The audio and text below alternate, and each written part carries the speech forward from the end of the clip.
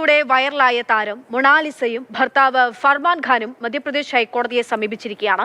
ഏകപക്ഷീയമായി റദ്ദാക്കിയ ജനന സർട്ടിഫിക്കറ്റ് പുനഃസ്ഥാപിക്കണമെന്നാണ് ആവശ്യം. മധ്യപ്രദേശ് പോലീസ് രജിസ്റ്റർ ചെയ്ത കേസ് റദ്ദാക്കണമെന്നും ആവശ്യമുണ്ട്. ബി ബാലഗോപാൽ വിവരങ്ങളായിട്ടുണ്ട്. ബാലു, വളരെ കൺഫ്യൂഷൻസ് നിലനിൽക്കുന്ന ഒരു കേസാണ് ഇതിപ്പോൾ. എന്താണ് ഇവർ മുന്നോട്ട് വയ്ക്കുന്ന ആവശ്യങ്ങൾ? എന്താണ്?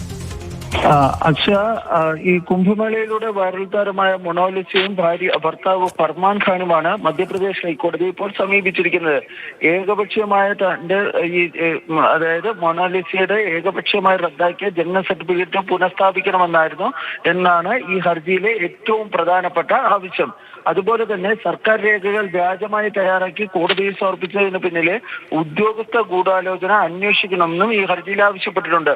വർഗീയ പ്രകോപനം സൃഷ്ടിക്കാനുള്ള ശ്രമങ്ങളെ കുറിച്ച് എന്നതാണ് ഹർജിയിലെ മറ്റൊരാവശ്യം. ഈ തങ്ങൾക്കെതിരെ നടക്കുന്ന ക്രിമിനൽ ഗൂഢാലോചന സംബന്ധിച്ച് നിഷ്പക്ഷമായ അന്വേഷണം നടത്തണമെന്നും ഹർജിയിൽ ആവശ്യപ്പെടുകയും ചെയ്തിട്ടുണ്ട്. ഈ ജനന സർട്ടിഫിക്കറ്റിനെ കുറിച്ച് പറയുമ്പോൾ ആദ്യ ജനന സർട്ടിഫിക്കറ്റ് റദ്ദാക്കിയത് ഏകപക്ഷീയമാണെന്നാണ് ഈ ഹർജിയിലെ ആരോപണം. മധ്യപ്രദേശിലെ മഹേശ്വർ പോലീസ് സ്റ്റേഷനിൽ രജിസ്റ്റർ ചെയ്തിരിക്കുന്ന കേസ് റദ്ദാക്കണമെന്നും ഇവർ ഈ ഹൈക്കോടതിയോട് ആവശ്യപ്പെടുകയും ചെയ്തിട്ടുണ്ട്.